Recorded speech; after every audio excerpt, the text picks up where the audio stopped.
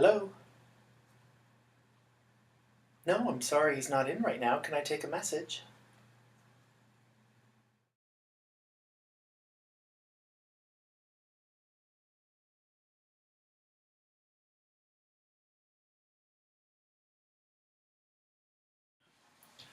The telephone. Something we now take for granted in our everyday lives. We carry them in our pockets and just expect everyone to have one available.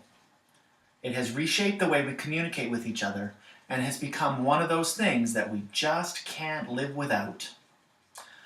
The word telephone itself is of Greek origins. Tele, meaning afar, and phone, meaning voice or sound.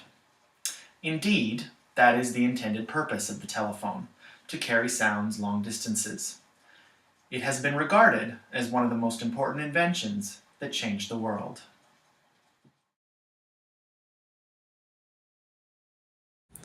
So how did the telephone get its start?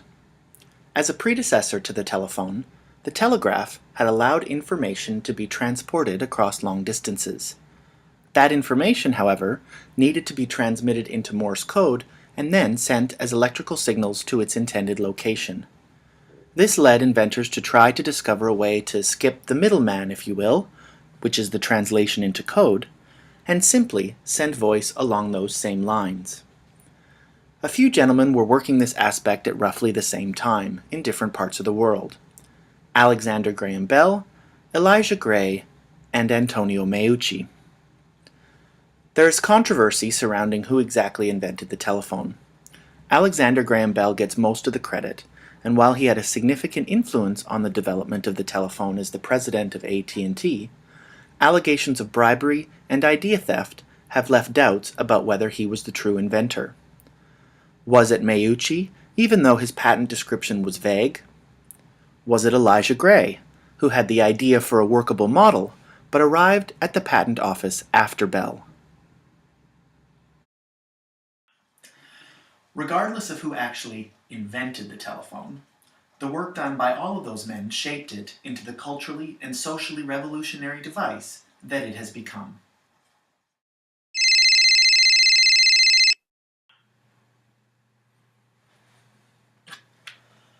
Ahoy, ahoy! It may sound cliché, but the telephone was one of the inventions that made the world smaller.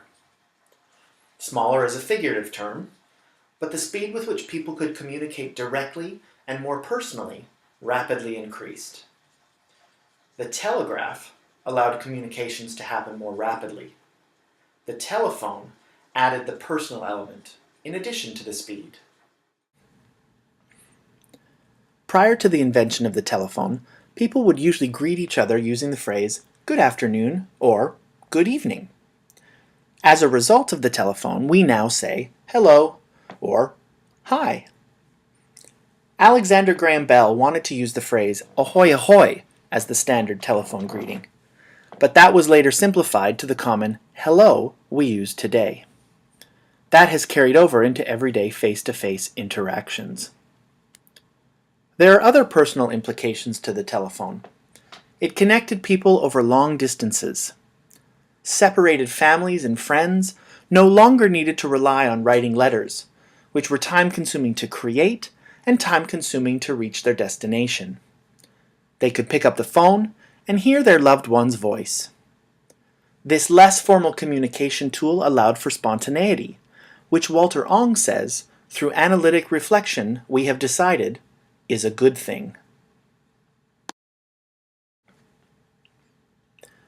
In his book, Orality and Literacy, Walter Ong discusses an age of secondary orality, with the invention of the telephone, as well as radio, being the beginning of that age.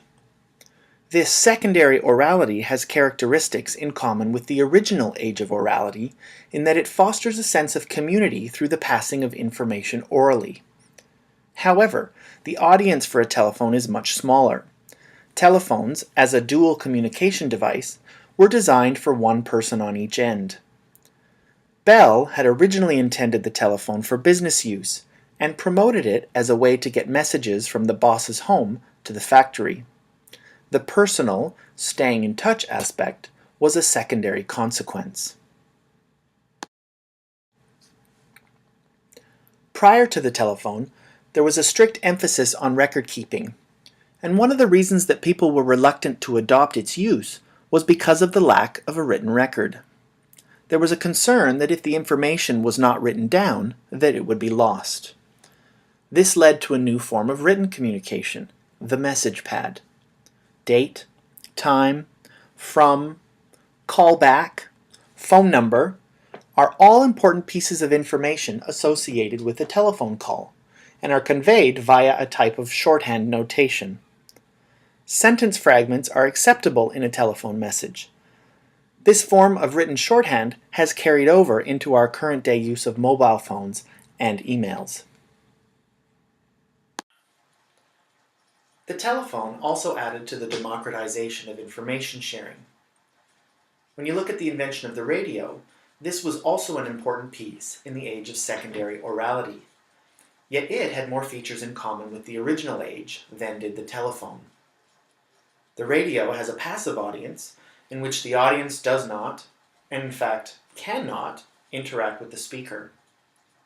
The telephone, however, is different in that regard. People are able to share knowledge and information and add to it. People can relay information, debate, question as if face-to-face, yet separated by hundreds or thousands of miles. Early on, this was limited to a two-person interaction.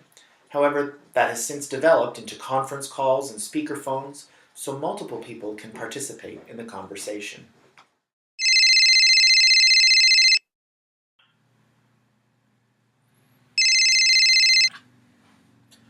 Good day. People and governments were slow to adopt the telephone. They believed that keeping records was of utmost importance, and the telegraph was useful for this purpose.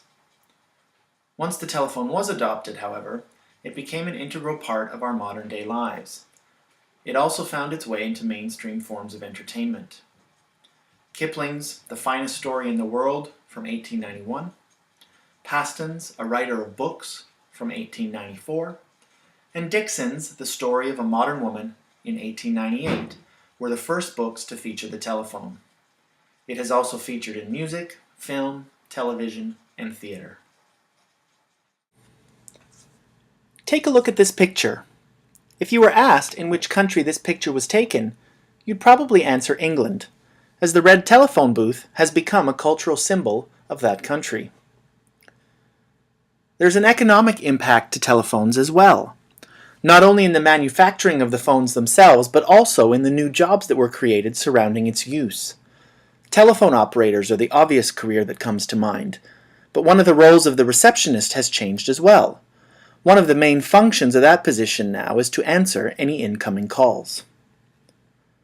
There are also political implications to the telephone.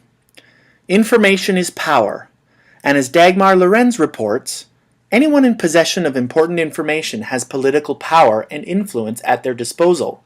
They can effectively control territory, conduct a successful war, drive a political or economic rival from the field.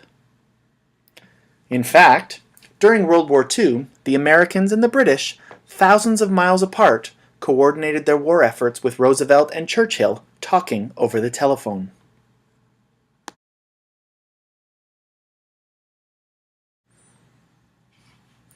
Education systems have developed to incorporate the telephone as an important aspect of our cultural landscape. Telephone itself is an important vocabulary word to learn in a foreign language course. In younger grades, the telephone game is commonplace, where a phrase is whispered around a circle of students to see if the message is passed along without changes. Of course, it rarely is. Courses were developed to properly use and answer telephones. One such example is the Mercer County Community College in Trenton, New Jersey, who developed a workbook for a course for telephone tips. The course was intended to educate on how to deal politely and effectively with callers on the telephone. Even in other courses, the telephone allowed students to collaborate outside the walls of the classroom, again adding to the democratization of information.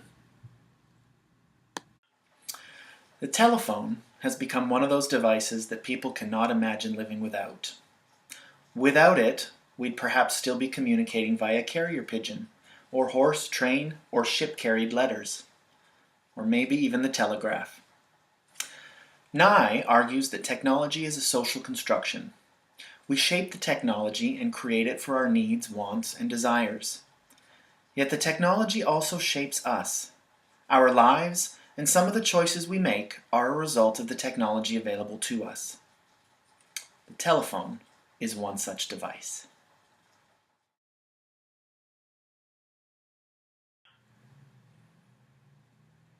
Goodbye.